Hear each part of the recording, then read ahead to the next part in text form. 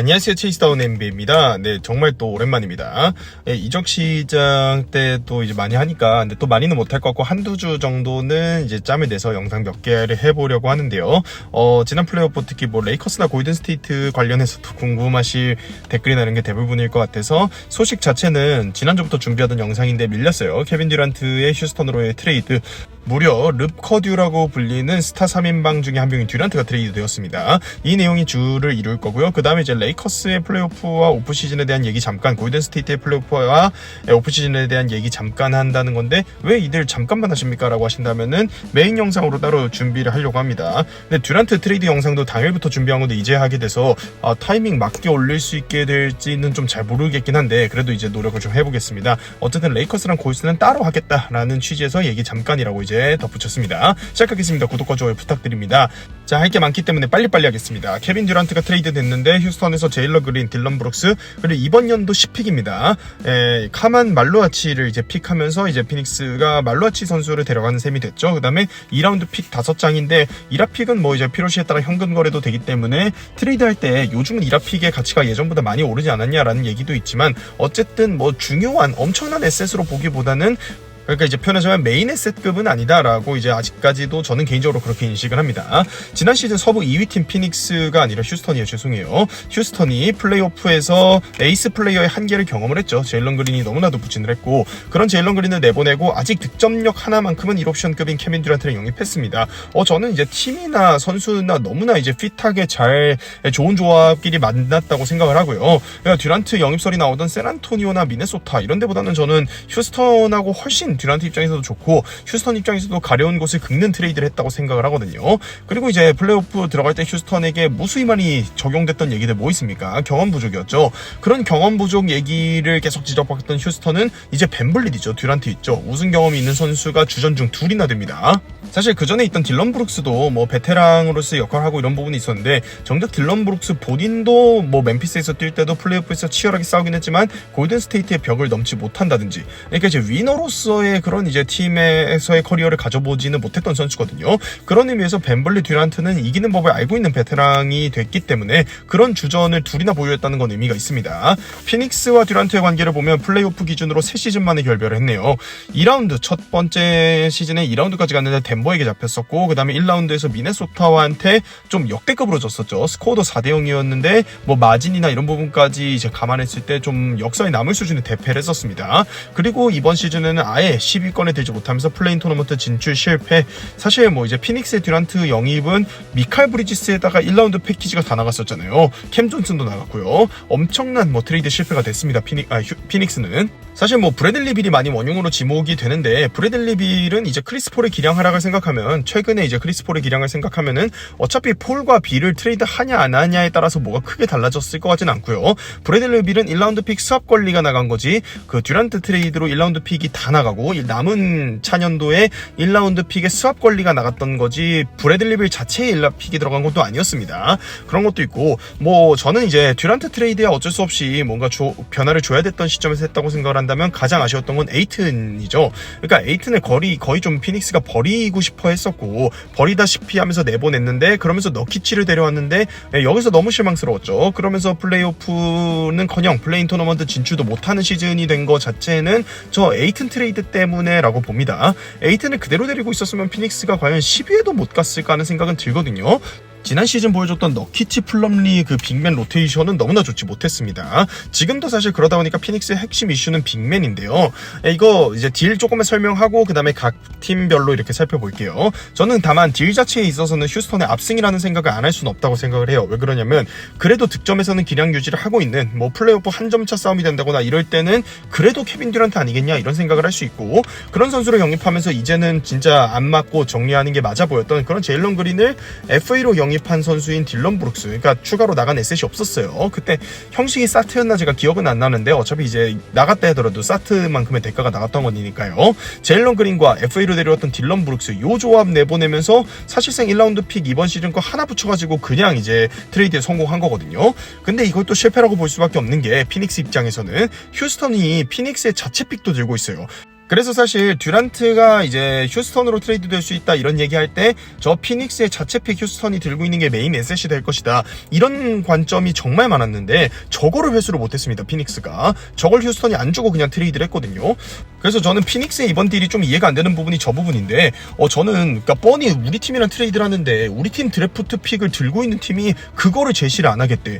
야 이러면 저는 기분 나빠서라도 안 했을 것 같은데 결국에는 저걸 안 받고 그냥 휴스턴으로 듀란트를 보냈거든요. 저는 이건 좀 굉장히 의문을 갖고 있습니다. 이거 이제 휴스턴은 그러면은 28년, 30년, 32년도 자체 1라운드 픽 제시가 여전히 가능한 상태인데 거기다가 27년 피닉스 픽 지켰고요. 27년 휴스턴과 그 브루클린 네츠의 드래프트 픽 중에 더 좋은 거 가져갈 권리를 갖고 있습니다. 이거 무슨 얘기냐면요. 뭐 드래프트 픽, 뭐 트레이드 에셋 이런 관점도 있는데 지금 27년도 피닉스 픽, 27년도 사실상 브루클린 네츠 픽이 될 것 같은데 야, 이 두 픽 다 불안해요. 그러니까 이게 무슨 얘기냐면 휴스턴이 전체 1위 해가지고 막 우승하면서 27년도에 드래프트 픽은 전체 막 1번 픽, 4번 픽 행사하고 이럴 가능성이 있다는 거예요. 저 피닉스 픽과 브루클린 픽 27픽을 다 들고 있는 거 정말 좀 엄청난 에셋이라고 생각을 합니다. 그러니까 이러면은 이제 피닉스는 이후에 슈퍼스타 트레이드를 위한 트레이드 에셋이 한 방이 더 존재하는 거고요.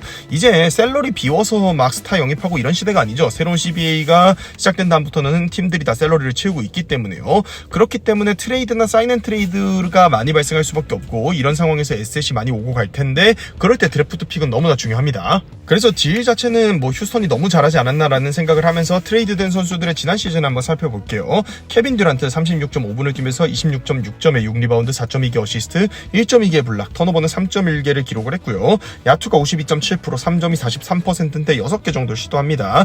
듀란트가 이미지에 비해서는 3점을 생각보다 안 던져요. 5개에서 6개 요 정도만 던지죠. 자유투가 83.9%까지 내려왔어요. 그러니까 이게 사실 듀란트가 커리어 초기부터 갖고 있던 특징 중에 하나인데 이 선수가 갈려나가고 체력이 떨어지면은 자유투 성공률이 한 90%대다가 80%대로 한 10% 정도가 급감하거든요.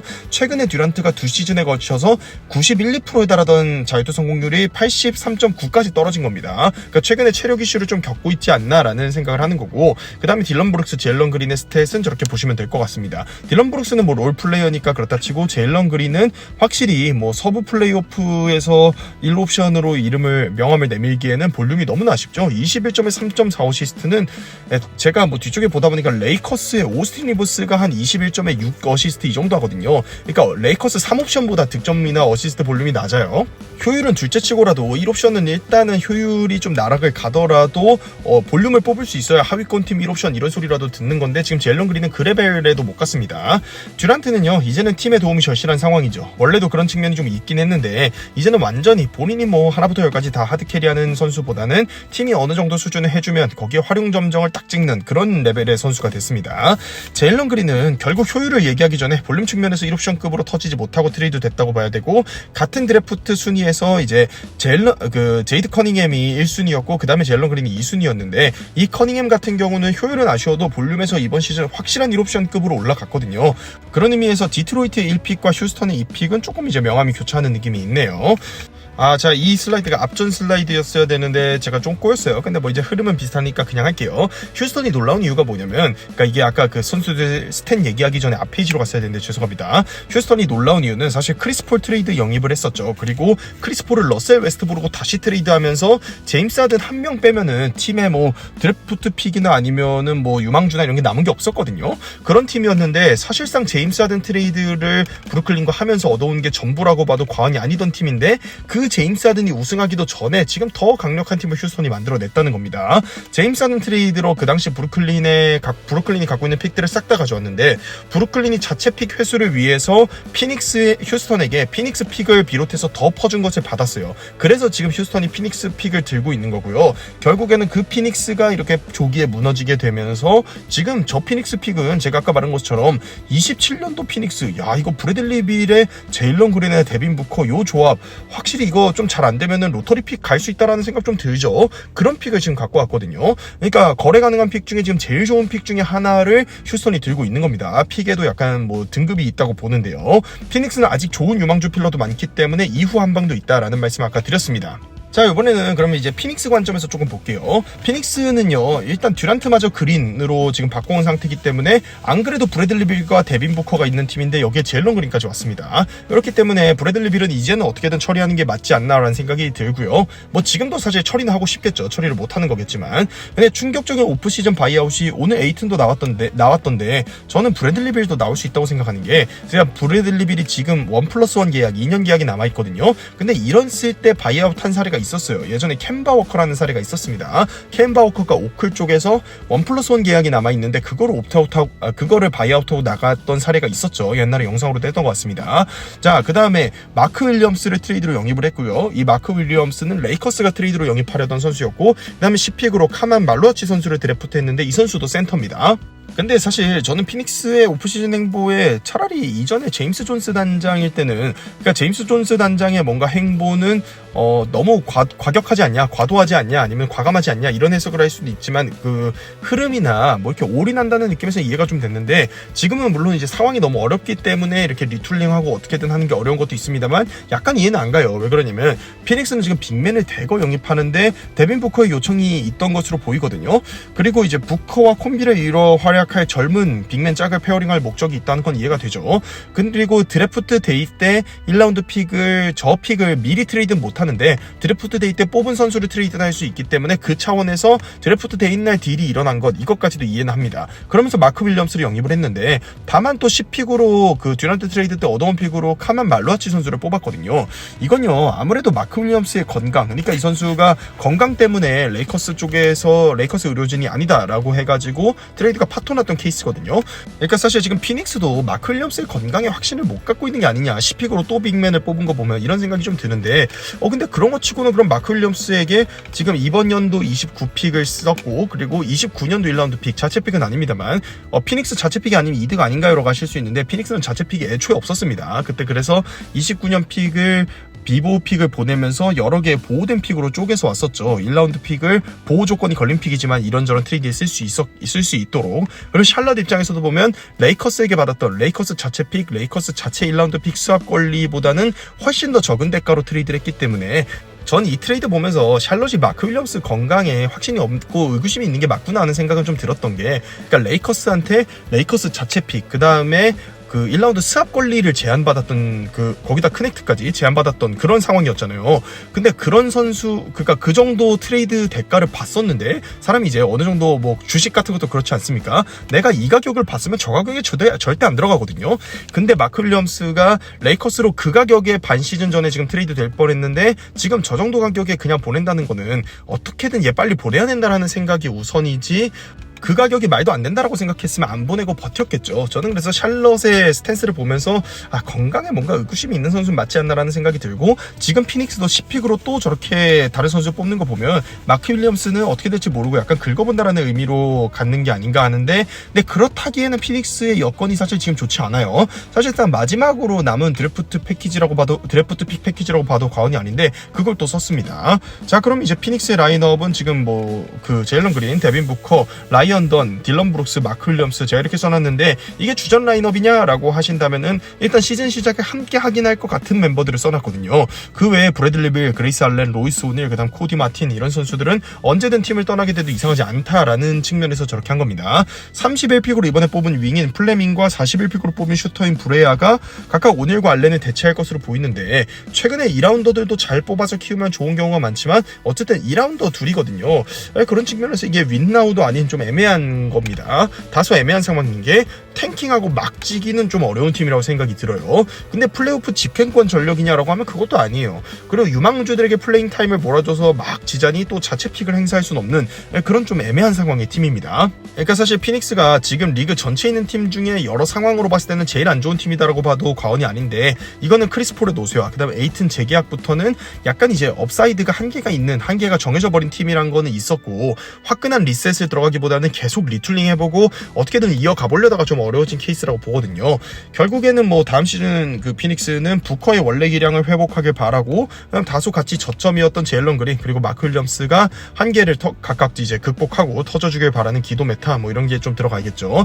그 다음에 그 라이언 던이나 이번에 뽑은 플레밍이 윙 디펜더로 터져주길 바라는. 근데 이거는 또 장근하게 키우면 은근히 케이스가 좀 있습니다. 지금 뭐 포틀랜드의 투마니 카마라 원래 피닉스 소속이었죠. 그 선수도 그렇고 윙 디펜더는 사실 좀 열심히 하면서 본인이 농구를 많이 배우려고 하고 자세가 좋고 이러면은 또 될 수도 있기 때문에 차분하게 한두 시즌 정도 이런 선수들을 키워보는 뭐 그런 시즌이 되어야 될 것 같습니다. 그 다음에 휴스턴 관점에서 잠깐 보고 뒤로 넘어갈게요. 결국 이번 시즌에 오클라호마가 우승을 했는데, 사실 오클라호마가 그 뭐랄까요, 샤이 기저스 알렉산더가 지금도 봤을 때 요키치만큼 플레이오프에서 잘했냐면 그런 건 아니에요. 그리고 제이더비 2옵션인 제이더비 웬만한 팀의 2옵션 같은 막 원투펀치급 막 그런 느낌이었냐 하면은 파이널에서 잘한 경기도 있고 했지만 사실 전체적인 평균으로 봤을 때 그 정도는 아니거든요. 근데도 우승한 거는 결국에는 엄청난 에셋을 바탕으로 절대적인 전력으로 찍어 누르는 느낌 좀 들었죠. 심판 얘기는 저도 좀 이제 몇 경기는 이건 좀 하는 생각을 하긴 했는데, 물론 제가 뭐 이제 경기 리뷰를 했던 입장도 아니니까 그런 얘기는 오늘 접어두겠습니다. 근데 아무튼 휴스턴도 그런 케이스가 될 수 있다는 거예요. 돌아오는 시즌부터 30밀 넘는 선수가 되는 제일런 그린을 듀란트로 딱 맞춰 바꿔왔어요. 다만 이제 다음 시즌부터 휴스턴은 성과를 좀 내야 되지 않나 생각이 드는 게, 벤블리 듀란트의 나이도 있고요. 센군도 이제 30밀 넘는 선수가 됐습니다. 벤블리 듀란트 샐러리까지 이제 큰 샐러리로 있는 상황이니까 아멘 탐슨의 루키 스케일 계약이 2시즌 남아있는데 이 기간 동안 성과가 좀 나와야 되지 않을까 싶고요. 왜냐면 2시즌 이후에는 저 선수들의 재계약이 오히려 시작돼버리거나 이러면은 더 약해질 수도 있어요. 왜 그러냐면 벤블리 듀란트는 노쇠화해가지고 뭐 이렇게 빠지거나 재계약을 안 했는데, 아멘 탐슨, 뭐 리드 셰퍼드, 자바리 스미스 주니어 얼마 전에 연장 계약도 했죠. 그다음 뭐 타리 이슨 이런 선수들의 큰 계약이 시작되고 나면은 정작 셀러리 캡은 또 비슷하게 차버리는 이런 상황이 발생을 할 수 있습니다. 아마 그래서 저거 대비해가지고 아까 같은 픽들을 좀 어떻게든 남기려고 했던 거고, 한두 시즌 해보고 듀란트 벤블릿이 만기 계약 상태일 때 픽 다발 더해가지고 한 번 더 슈퍼스타를 영입하는 뭐 이런 시도를 할 수도 있지 않나 생각이 들어요. 저는 근데 휴스턴이 공격에서는 여전히 조금 어려움이 있지 않을까 생각은 드는 게, 아멘 탐슨이나 자스주나 센군이나 MVP급 1옵션 볼륨을 뽑을 이런 포텐이 있다기보다는 다재다능한 쪽의 포텐이 좀 있거든요. 결국에는 이제 공격에서는 듀란트가 좀 많이 해줘야 되지 않나, 그런 구성의 팀이 아닌가 생각을 합니다. 그래서 휴스턴의 다음 시즌 라인업은 벤블릿, 아멘 탐슨, 듀란트, 자바리 스미스 주니어, 센군 이렇게 될 것 같고요. 백업으로는 리드 셰퍼드, 에런의 홀리데이나 뭐 제이션 테이트를 그대로 데려간다는 얘기도 있었고, 타리스니아 뭐 핵심 로테이션에 들 거고, 스티븐 아담스도 데려가지 않을까 해요. 정말 쏠쏠하게 잘 써먹었으니까요. 다만 이제 캠 위트머 선수는 드래프트에서 스틸픽이라는 평가를 받았는데 2, 3, 4번이 지금 뭐 아멘 탐슨, 케빈 듀란트, 타리 이슨, 자바리 스미스 주니어 이런 선수들이 출전하는 상황이기 때문에 좀 자리가 없지 않나 하는 생각이 듭니다. 그래서 위트머는 어떻게든 어떤 식으로든 떠나게 될 것으로 보이고, 팀 옵션을 행사하지 않으면서 떠나게 될 수도 있을 것 같다는 생각도 들고, 이거 좀 지켜봐야 될 것 같아요. 뭐 아니면 어떤 뭐 사인 앤 트레이드로 바로 FA가 돼서 딴 팀으로 건너가던지요. 하지만 이제 위트모 말고 리드 셰퍼드 같은 경우는 벤블릿의 현재에는 백업 자리이자 장기적으로는 선발 1번으로 키우려고 할 거기 때문에 계속 키울 것으로 예상을 좀 합니다.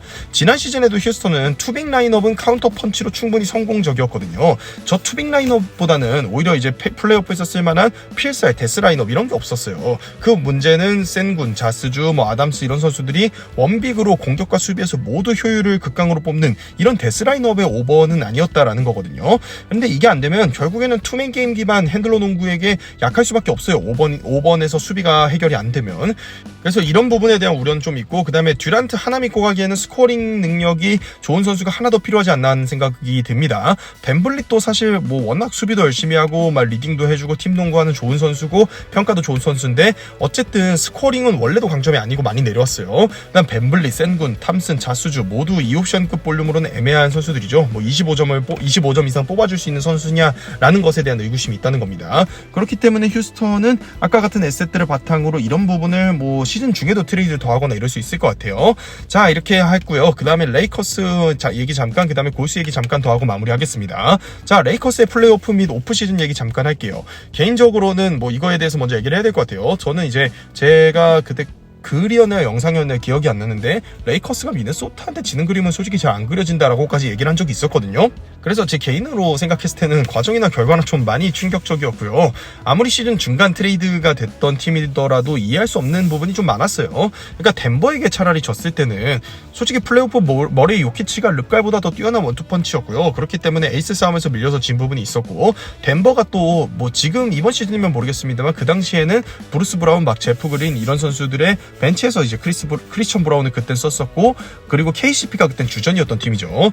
크리스천 브라운 지금 주전인 선수가 벤치에서 뛰었던 팀이고요. 그래서 8인 로테이션의 정점 느낌이 덴버 쪽에 있었고 실제로 덴버가 우승까지도 했었는데, 그때는 그런 변명거리라도 있다면은 저는 뭐 이번에 플레이오프 때 랜드 다시 봤다 이런 분들도 계시는데, 저는 플레이 스타일상 여전히 랜드를 좀 전혀 좋은 선수라고 생각을 안 하는 편이고, 고베어도 마찬가지고요. 저는 플레이오프 랜드 고베어에게 돈치치를 데리고 진 거를 솔직히 이해를 좀 못하겠어요. 거의 좀 말이 안 된다라고 생각하는, 제가 예를 들면 레이커스가 덴버에게 진 거 말고 그 캄파 갔던 시즌에 멤피스를 꺾었었고 골스를 꺾었었는데, 멤피스는 이기고 골스도 이겼습니다만 멤피스나 골스한테 사실 질 가능성이 있으면 있다고 생각을 하지, 미네소타한테 질 거라고 생각을 안 했는데 졌어요. 돈치치를 데리고. 저는 그래서 잘생기고 봐야 하지 않나 하는 생각은 하는 게, 이번에 그 JJ 레그딕 감독이 물론 이제 초보 감독이니까 첫 시즌은 이해를 해줘야 되는 부분이 있지만, 플레이오프에서 보여준 모습을 생각하면은 다비넴은 선녀로 보일지 경이었거든요. 다비넴은 그렇게 나름 뭐 이제 잘 싸웠고 클러치에서 머레이 요키치한테 딸깍당한 게 문제였는데, 정작 이제 시리즈 전체를 좀 이상하게 운영한 레딕은 아직 여론이 그 정도는 아니더라고요. 역시 사람이 잘생기고 목소리도 좋고 좀 댄디하고 젠틀하고 봐야 돼요. 이게 어떤 부분에서 그러냐면, 뜬금없는 후반 무교체 기용이나 뭐 르브론 탓은 안 하고 레딕 탓을 하시네요. 뭐 그런 거는 제가 뭐 이제 유튜브를 계속 할 입장도 아니고 그렇게 생각하시는 분들도 있을 수 있겠습니다만, 할 얘기는 해야 된다고 생각을 해요. 레딕의 정말 뜬금없는 후반 무교체 기용이나, 이게 뭐 3대1로 팀이 몰린 상황에서 차라리 5차전에 나오거나 이건 이해를 하는데, 3차전 4차전 원정에서 좀 이해할 수 없는 그런 기용을 했죠. 왜냐면은 빈센트, 굿윈, 뭐 반더빌트, 크넥트 이런 선수들의 개인 폼이 진짜 뭐 1분도 못 뛸 만큼 절망적이었냐 하면 사실 그런 건 아니었다고 생각을 하거든요. 그리고 이거는 르브론, 돈치치, 리브스 같은 선수들의 공동 책임도 있습니다만, 3차전이나 4차전이나 다 클러치에서 밀렸는데, 저는 클러치에서 밀리는 거를 롤플레이어들을 탓하면 안 된다고, 뭐 덴버에게 밀릴 때도 늘 같은 주장을 했던 사람입니다. 그거는 감독이나 에이스가 욕을 먹어야 되는 일이지, 클러치에 뭐 얘가 슛을 못 넣어줬냐 이런 거는 사실 얘기할 필요가 좀 없다고 생각을 해요.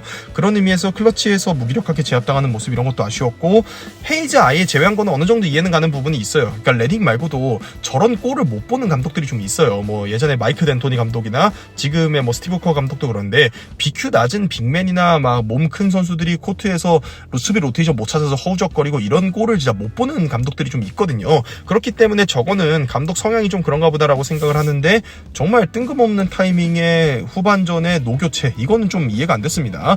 오히려 시리즈 흐름적으로 봤을 때 헤이즈를 기용하지 않고 벤치 선수들을 후반에 전혀 기용하지 않으면서 팀의 모멘텀이나 분위기가 오히려 가라앉은 듯한 느낌이 있었죠. 감독이 우리를 믿지 못하는구나 이런 느낌이 들면서 레이커스가 지고 있는 팀의 필사적인 모습은커녕 오히려 미네소타가 더 필사적으로 보였습니다. 레딕의 플레이오프 운영은 개인적으로는 많이 좀 충격이었다라는 말씀 드리고, 날 르브론 얘기를 좀 하면, 르브론은 이제 딱 그 정도 한계가 지금 이제 나와 있는 상황이라고 생각을 해요. 공격에 집중하면 수비가 아쉽고요, 전반에 버닝하면 후반이 아쉽고요, 전반에 완전 뭐 쉬듯이 농구해야지 이제 후반에 좀 기대가 되고, 패스에 집중하면 그날은 슈팅이 아쉽고, 이렇게 조금 전부 다 되는 그런 레벨의 선수에서는 이제 조금 내려오지 않았나라고 생각을 하고, 어쨌든 르브론이라는 이름값 그리고 연봉까지 생각했을 때 지난 시즌은 솔직히 많이 좀 실망스럽고 르브론의 마지막을 보는 듯한 시즌이 아니었나 생각이 들어요.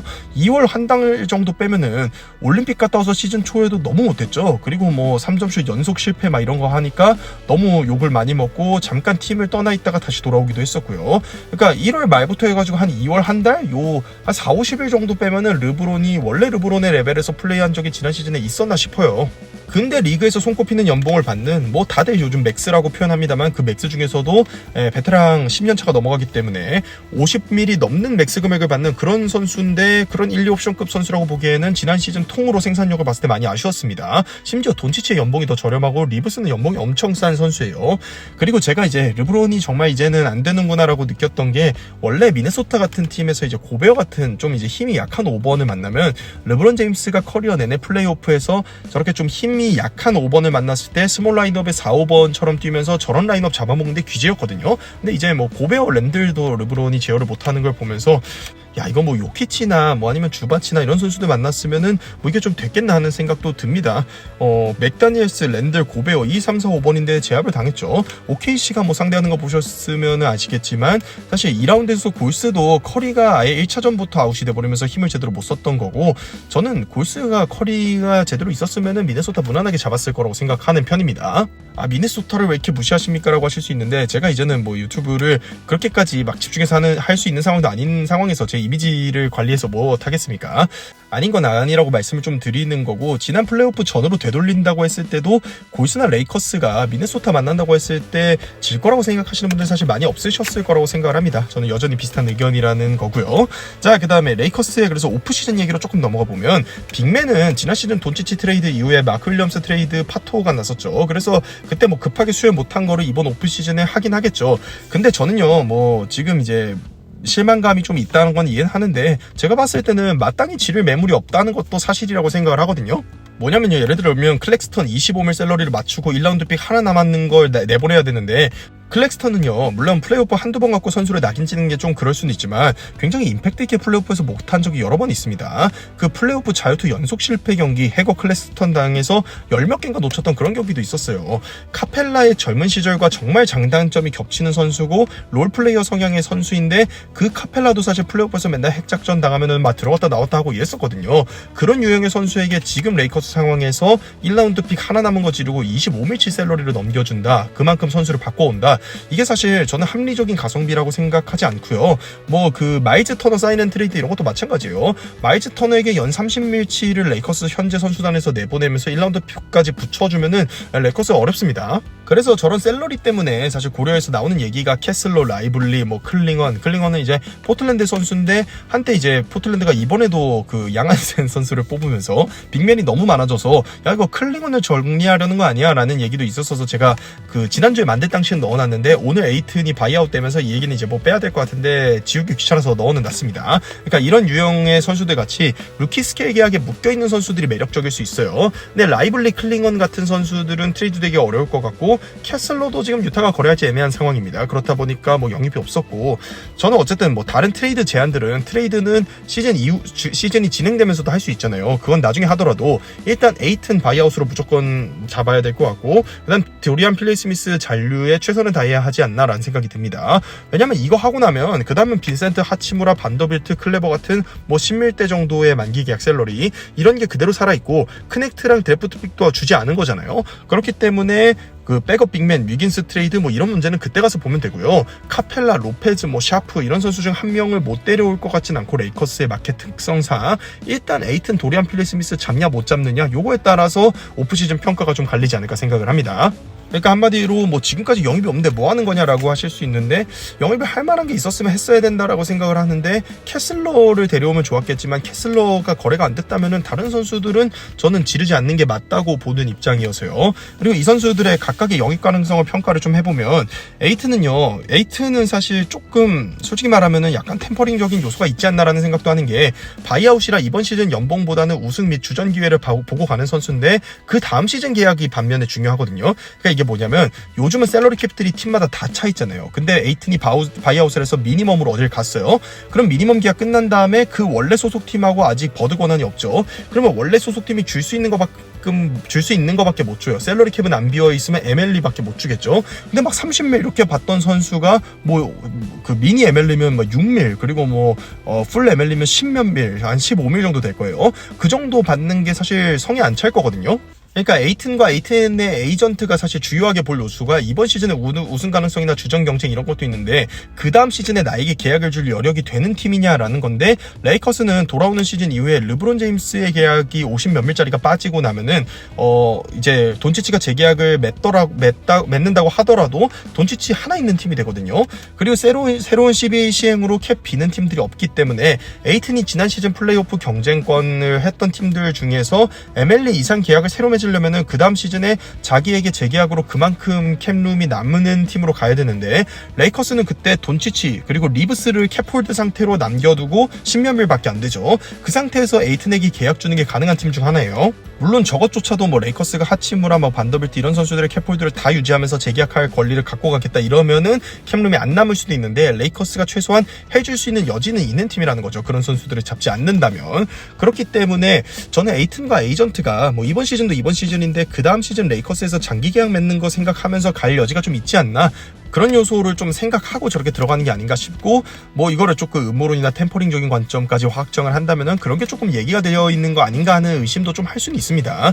왜냐면 저 돈치치의 에이전트랑 그 에이튼의 에이전트가 똑같고, 에이튼이랑 돈치치가 데뷔 시즌 그 1픽, 2픽 출신이잖아요. 그래서 돈치치 에이전트가 지금 돈치치 재계약 얘기하면서 그 다음 시즌 플랜 이런 거를 뻔히 알 텐데 에이튼이 바이아웃 했다 이런 거는 뭐 조금 찝찝한 건 있죠. 그러나 사무국은 늘 뭐 조사하면 템퍼링적인 요소는 없었다 하고, 아니면 요소가 있었다고 해도 뭐 2라운드 픽 박탈 뭐 이런 거 하나 하기 때문에 뭐 저게 이제 불법이든 합법이든 간에 큰 의미는 없을 것 같습니다. 그다음 도리안 필리 스미스 얘기하면요, 근데 이거는 솔직히 저는 레이커스나 펠링카가 저런 건 좀 저렇게 안 했으면 좋겠다 하는 것 중에 하나인데, 베테랑이라 우승권 팀으로 가면서 단연 계약을 선호할 거예요. 나이도 많으니까요. 근데 지금 도리안 필리 스미스가 레이커스에게 요구하는 금액, 뭐 평균 15밀 이상 이런 걸 캡룸으로 가진 팀이 거의 없어요. 그러니까 뭐 속된 말로 좀 소위 말해서 레이커스가 망하길 바라는 분들은 도리안 필리 스미스가 걸어 나가줬으면 좋겠다라고 생각을 하지만, 나가더라도 사트가 되지 사실 걸어 나갈 팀이 거의 없고요.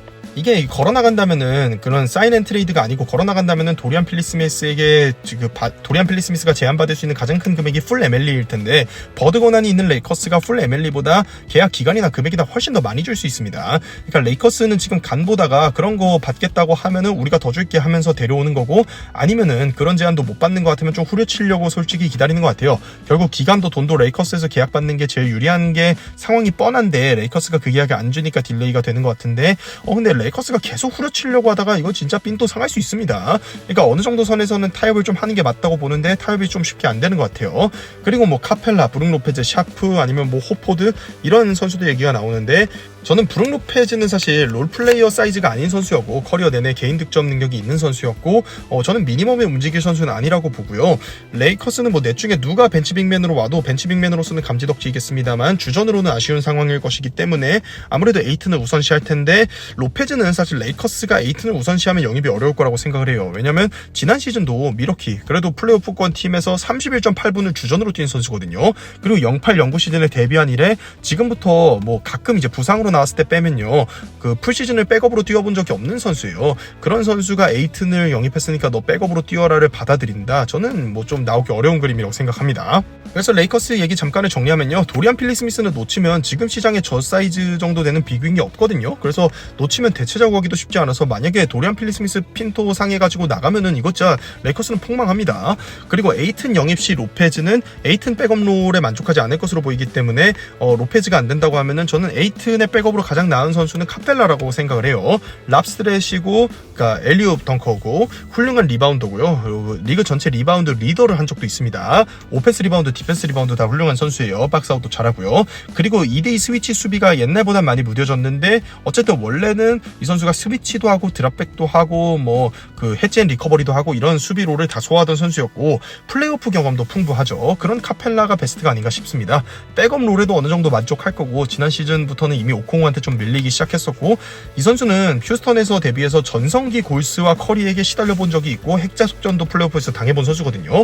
그리고 커리어 내내 데뷔에서는 제임스 하든과 뛰었던 선수고, 애틀란타로 트레이드 된다면은 트레 영이라는 엄청난 두 명의 헤비볼 핸들러와 뛰었던 롤플레이어 빅맨이기 때문에 돈치치랑도 금방 잘 맞을 것이라고 생각합니다. 그래서 제일 부담 없는 건 카펠라, 그러니까 무난한 사이즈가 나오는 건 카펠라 아닌가 싶고, 에이튼 영입 실패 시에는 아무래도 카펠라보다는 주전 센터급으로는 그 브룩 로페즈가 오버롤이 높다고 보는데, 그럴 경우에는 젊은 빅맨인 데이런 샤프 쪽을 백업으로 영입하는 게 맞지 않나 생각은 들거든요. 왜냐면은 로페즈 카펠라로 주전 백업한다, 이거는 그 노쇠화 이슈가 있을 수 있어요. 둘 다 나이가 많은데 노쇠화 이슈로 둘 다 막 활동량 이런 게 기본적으로 안 뛰어서 문제가 돼서 폭망하면 큰일 날 수 있죠. 리브스, 돈치치, 르브론이 뛰는 팀이라는 걸 감안을 해줘야 됩니다. 저는 그런 의미에서 반더빌트 얘기 잠깐 하면, 반더빌트를 백업 빅맨으로 쓰다가 폭망한 것도 지난 시즌 후반기부터 만약에 제가 유튜브를 하고 있었다면은 반더빌트를 스몰 라인업 5번 백업으로 쓰는 거 정말 이해가 안 된다라고 무수히 많이 얘기했을 내용이라고 생각을 하는데, 이 선수가 4, 5번 빅맨 역할을 할 수 있었으면 유타가 안 내보냈어요. 그때 마카넨 캐슬러하고 공존 시도 막 이런 거를 해보면서 안데디가 내보냈었거든요. 뭐 마카넨, 캔슬러, 콜린스, 그다음 올리닉 이런 선수들이 있었습니다. 그런 선수들 스트레치형 빅들하고도 공존이 잘 안 됐고 AD하고도 공존이 잘 안 됐잖아요. 그러니까 이 선수는 빅맨스러운 역할을 하는 선수가 아닌데 그걸 빅맨으로 굳이 쓰더라고요. 물론 백업 빅맨으로 알렉스 렌이나 이런 선수가 정말 아니다라고 생각이 들었으니까 방법을 찾아본 걸 수는 있는데 저는 반더빌트는 에너지 넘치는 윙 디펜더로 킵하고 키우는 게 맞다고 보고요. 팀에서 역할로 보면 오히려 지금 반더빌트가 유니크하고 도리안 필리 스미스가 잔류하고 빅맨 영입이 된다면 하치무라가 애매하지 않나 생각이 들어요. 왜냐면 도리안 필리 스미스랑 르브론 제임스가 모두 전성기에 비해 많이 느려져서 민첩성에서도 하치무라보다 큰 장점이 없거든요. 그러니까 지금 DFS, 르브론, 하치무라 전부 다 민첩함 같은 부분에서 단점이 겹치는데 그렇기 때문에 하치무라가 좀 애매해지지 않았나 싶고 다만 필러로 쓸 거면 이제 뭐 하치무라를 굳이 쓰기보다는 클레버나 빈센트가 우선시 되겠죠. 그러니까 저는 뭐 트레이드가 일어난다면 반더빌트는 킵하고 하치무라 내보내는 게 낫지 않냐라는 얘기는 좀 해보는 거고 마지막으로 이해 안 되는 거 리브스 트레이드 설도 정말 이해는 안 됩니다. 왜냐면 리브스가 지난 시즌 반올림하면은 20.5 리바운드 6어시스트를 기록하는 13일짜리 선수인데 그냥 그 가성비로 생각했을 때 돈치치 다음으로 중요한 선수예요. 차라리 50밀 넘는 르브론 제임스를 트레이드한다 이런 설이 팀 관점에선 더 맞죠. 리브스 내보내는 건 말이 안 된다 생각합니다. 마지막 이제 골든 스테이트 거 보고 마무리하겠습니다. 골스는 전체적으로 봤을 때는 커리의 부상으로 시즌이 좀 허무하게 끝났어요. 그래서 플레이오프에 대해서는 할 말이 좀 있긴 하지만 어쨌든 커리가 부상된 상태에서 온전하지 못하게 끝낸 시리즈이기 때문에 그걸 가지고 막 이게 문제였고 이렇기보다는 일단은 버틀러를 시즌 중간에 트레이드 영입했으니까 한 시즌은 더 이런 기조로 간다고 보는 게 맞을 것 같고요. 근데 골스는 시즌 전체적으로 이건 해결을 좀 해야 돼요. 그러니까 커리가 지금 12월 1월만 되면은 진짜 약속이라도 한 대씩 부진을 하고 커리도 풀시즌을 건강하게 뛰진 못해요. 부상 기간이 분명히 몇십 경기 정도 존재하는 걸 감안을 해야 되는데 지금 골든 스테이트가 이 기간 못 버텨서 플레인 토너먼트나 풀인 탈락하고 막 이런 거 지금 계속 나오거든요. 지난 시즌도 결국엔 풀인을 통해서 진출했었죠.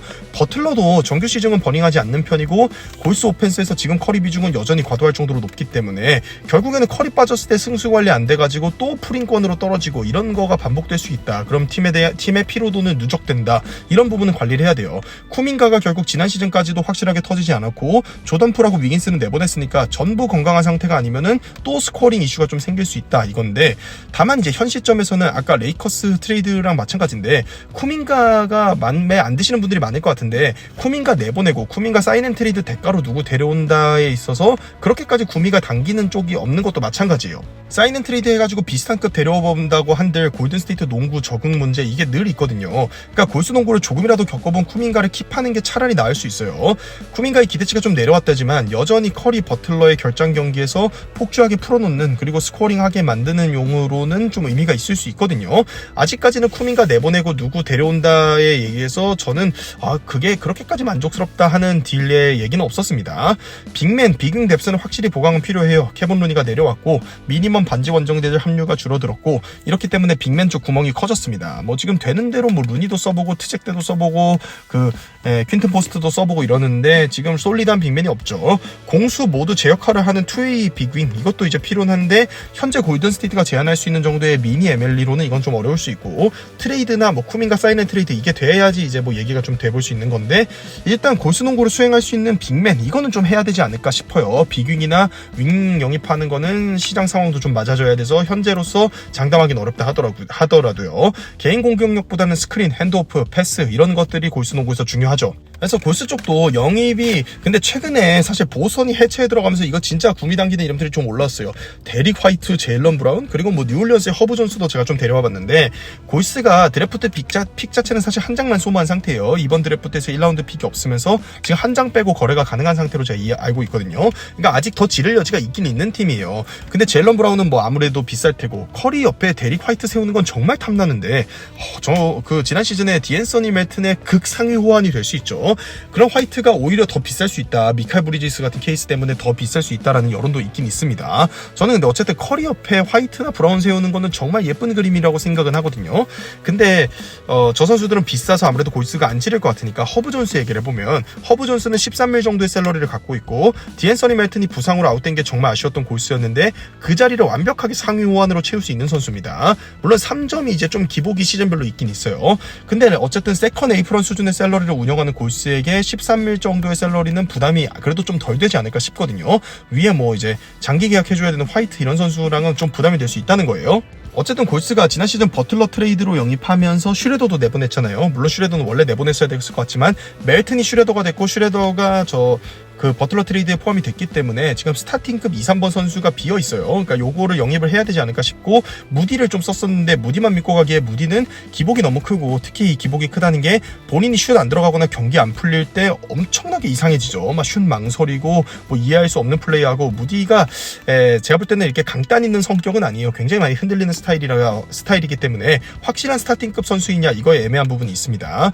근데 최근에 마이크 던리비 단장의 코멘트를 보면 빅샤이닝을 할 것 같진 않은데 빅맨, 스타팅급 2, 3번 영입 요 두 가지 중에 하나는 오프시즌에 해결을 좀 하고 가야지 팀도 조금 이제 하이프를 받고 기대치를 올릴 수 있고 이러지 않을까 싶습니다. 최근에는 어쨌든 플레이오프에서 6인에서 8인 정도 핵심 로테이션을 갖추는 게 가장 중요해진 만큼 그런 레벨의 선수급을 영입을 해야 된다는 거죠. 빅맨이든 2, 3번 윙이든지요. 저는 뭐 그래도 무난하게 허브 존스까지도 좀 기대치가 높다고 하면은 할 수 있는 거는 브루스 브라운 정도가 아닌가. 브루스 브라운이 이것저것 다 잘하고 골스가 좋아하는 그런 유형의 선수예요. 브루클린에서도 빅3의 그런 그래비티를 잘 받아먹었고, 덴버에서는 요키치의 그래비티를 정말 잘 이용하면서 핵심 로테이션 역할을 하면서 우승까지 거머쥐었던 그런 선수입니다. 물론 이 선수가 좀 기복이 있어요. 시즌도 그렇고 경기별로도 그렇고. 그래서 이 선수가 기량이 정말 솔리드한 선수가 맞냐라는 의심은 조금 할 수 있긴 한데, 어쨌든 마인드 자체는 본인이 주가 되려는 선수가 아닌 전형적인 가자미 마인드를 갖춘 선수이기 때문에 골스가 원하는 마인드셋을 갖춘 선수라고 생각은 들거든요. 그런 의미에서 그래도 브루스 브라운 정도는 영입을 하고 올 시즌에 들어가야 평타는 치지 않았냐라는 얘기 듣지 않을까 하는 생각을 합니다. 자, 이렇게 해서 오늘 영상 마무리하겠습니다. 정말 오랜만에 인사드렸는데 이번 주에는 그래도 2개 정도는 제일 핫한 기간이니까 더 해보려고는 노력을 해보겠습니다. 아마 언제 오겠다 이런 거는 또 이제 말씀을 확실히 드리면 괜히 실망을 드리는 것 같아서 그냥 그렇게 넘어가고요. 제 유튜브는 개인적으로 이번 오프시즌이 정상적으로 운영하는 거는, 지금도 정상적인 운영은 아니지만 마지막이라고 생각을 합니다. 그건 이제 오프시즌 끝날 때쯤에 인사를 한번 드리도록 할게요. 영상이 재밌고 유익하셨다면 구독과 좋아요 부탁드립니다. 감사합니다.